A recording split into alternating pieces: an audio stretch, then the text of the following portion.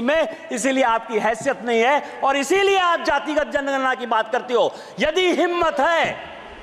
हिम्मत है कांग्रेस को, राहुल गांधी को, तो कर्नाटक में वो ओबीसी रिजर्वेशन करके दिखाए तो मैं मानूं कि इस हाउस में जो आप बात करते हो उस हाउस की बात करते हो।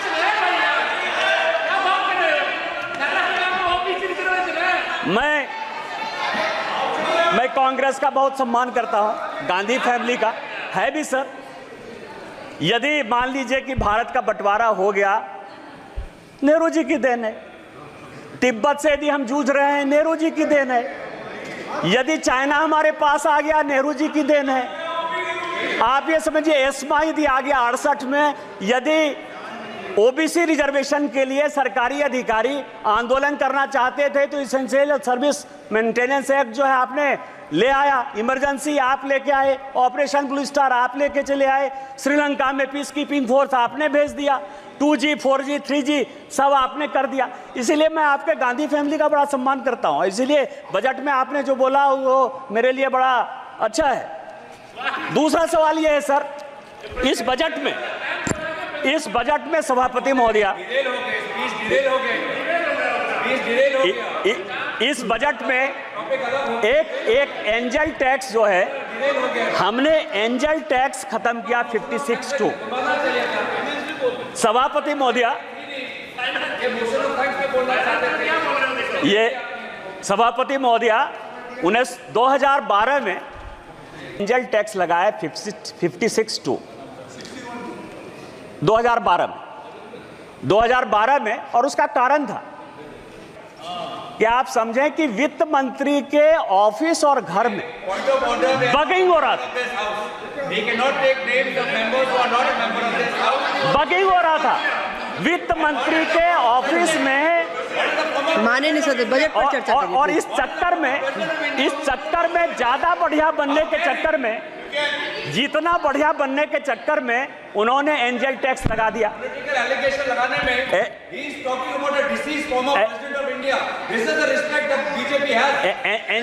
एंजल टैक्स लगा दिया। एंजल टैक्स क्या है? माननीय प्रधानमंत्री जी स्टैंड अप की बात करते हैं, स्टार्टअप की बात करते हैं, लोगों को रोजगार देने की बात करते हैं, और माननीय तोता जो है, तोता महाराज, मतलब लिप्स ऑफ पैरट, नाम नहीं लूंगा सभापति महोदया क्योंकि ये गुस्सा जाएंगे, तो ये जो है कि युवाओं को आज तक, क्योंकि इस पैसे का हमने देखा कि कहां से बजट आता है, कॉरपोरेशन का कितना टैक्स आता है, इनकम टैक्स कितना आता है, जीएसटी कितना आता है, हमारी देनदारी क्या है, उधार क्या है, यह पूरा फाइनेंस बिल का टैक्स स्ट्रक्चर है। और उसमें 8% के आसपास ऐसा पैसा है जो डिफेंस को जाता है। आज तक डिफेंस पर किसी प्रकार की कोई चर्चा इस हाउस में नहीं हुई कि हम इस टैक्स से सेस लेते हैं, सरचार्ज लेते हैं तो डिफेंस में पैसा देते हैं। लेकिन पहली बार मैं देख रहा हूं सारे ऑपोजिशन के लोग अग्निवीर स्कीम के ऊपर जो है लगातार बजट में बोलते रहे, और चूंकि ये एंजल टैक्स लगाया है, युवाओं को ज्यादा से ज्यादा कैसे आगे बढ़ाया जाए, कैसे उसको रोजगार के लिए दिया जाए और उसको एबॉलिश किया है। इसके लिए माननीय वित्त मंत्री जी बधाई के पात्र हैं कि अब ज्यादा से ज्यादा लड़के जो है वो रोजगार में आएंगे। लेकिन मैं इसके तह पर गया तो मैं आपको बताऊं कोई नई बात नहीं है। सभापति महोदया, 1962 में जब चीन ने भारत को हरा दिया और लगा कि फोर्स की कमी है, तो भारत में 1962-63 में नेहरू जी ने शॉर्ट सर्विस कमीशन लाया। ऐसा नहीं है कि केवल फौज के लिए जो है अभी 5 साल का अग्निवीर स्कीम आया है, इसके पहले भी इस देश में 1962 में शॉर्ट सर्विस कमीशन आ गया। और शॉर्ट सर्विस कमीशन के बारे में मैंने सारे डिबेट पार्लियामेंट के, लोकसभा, आपको मैं बताऊं कि जो अफसर ज्वाइन करते हैं उनकी नौकरी 5 साल से 10 साल होती है और अब वो 14 साल हो गई है। शॉर्ट सर्विस कमीशन में आज तक किसी पॉलिटिकल पार्टी ने लोकसभा या राज्यसभा में या सदन के बाहर कोई क्वेश्चन नहीं किया कि यह शॉर्ट सर्विस कमीशन क्यों होगा। सर्विस तो एक ही है ना। आर्मी में भी जो अफसर के ग्रेड के लोग हैं, एक ग्रेड ऐसा है जो परमानेंट चलता है, दूसरा ग्रेड ऐसा है जो शॉर्ट सर्विस कमीशन में 10 साल के लिए चलता है। किसी पॉलिटिकल पार्टी ने आज तक कोई क्वेश्चन नहीं किया, क्वेश्चन आज हो रहा है, और आज हो रहा है क्यों? करे कोई भरे कोई। मैं आपको बताऊं कि मैं ये 1992-93 का 92-93 का कमिटी ऑफ एस्टीमेट का रिपोर्ट लेकर आया हूं। यहां रिपोर्टें आती हैं, बनती हैं, चली जाती हैं। आपको आश्चर्य होगा सभापति महोदय कि 1966, ये पूरे सदन और पूरे देश को जानने वाली बात है, और रिपोर्ट से लेकर आया हूं मैं, कोई भारत सरकार का कोई कागज लेकर नहीं आया। 1966 में इंदिरा जी आर्मी के रिक्रूटमेंट पर सीलिंग लगा दी। ये सबके समय, और ये डिपोजिशन में सेक्रेटरी डिफेंस ने कमिटी ऑफ एस्टीमेट को हेड कांग्रेस पार्टी के मनोरंजन भक्त कर रहे थे, मैं नहीं कर रहा था। 66 में सीलिंग लग गई।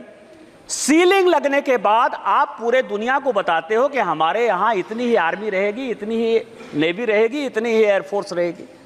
आप सीलिंग लगा दो और आप हमको कहो कि अब इसका रिक्रूटमेंट कैसे होगा, आप यदि फोर्स को बढ़ाना चाहोगे। दूसरा, इस सीलिंग के बाद उसी कमेटी की रिपोर्ट 1975 में और 1989 में दो रिपोर्ट, दो कमेटी इन्होंने और बनाई कि आर्मी को यंग कैसे रखा जाए।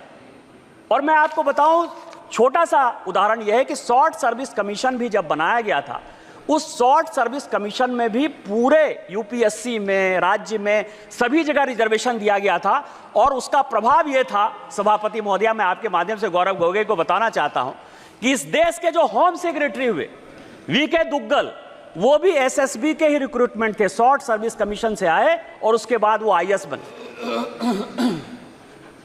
आज अग्निवीर पर 75 में कमेटी बनी, 89 में कमेटी बनी, और इन्होंने मैन पावर के लिए एक्सपर्ट कमेटी बनाने के बाद यह कहा कि आपको 5 साल और 7 साल के लिए, 1975 की बात है, ध्यान रखिएगा सभापति महोदया, 1975 से लेके आज तक 2019-20 तक लगभग 40 साल 45 साल तक जो रिपोर्ट है वो गड्ढे में रही, खाते में रही, मैन पावर की कमी रही, ना आर्मी में आदमी रहा, ना नेवी में आदमी रहा, ना रिक्रूटमेंट सबको अच्छा हुआ।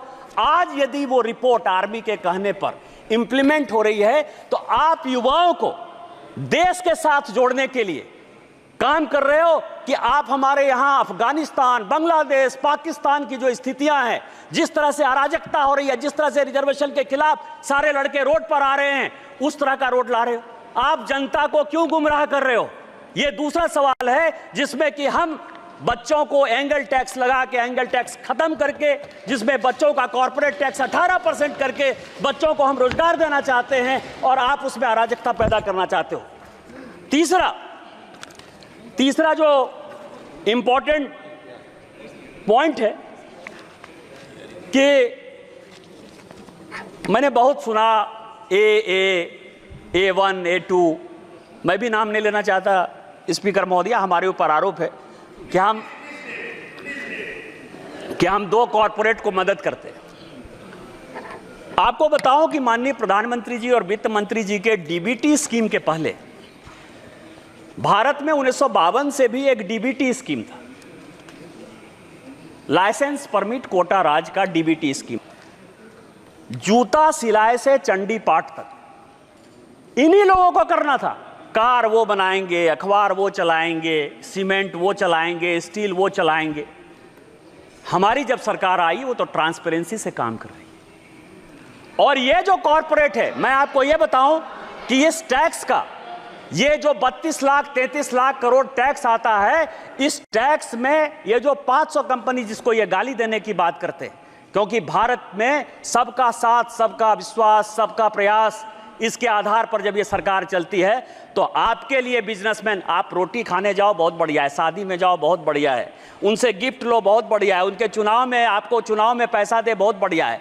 लेकिन जब गाली देने की बात, ऐसा मैंने तो निकृष्ट विपक्ष ही नहीं देखा कभी सभापति महोदया, कि जो लेते भी हैं, खाते भी हैं और गाली भी देते हैं।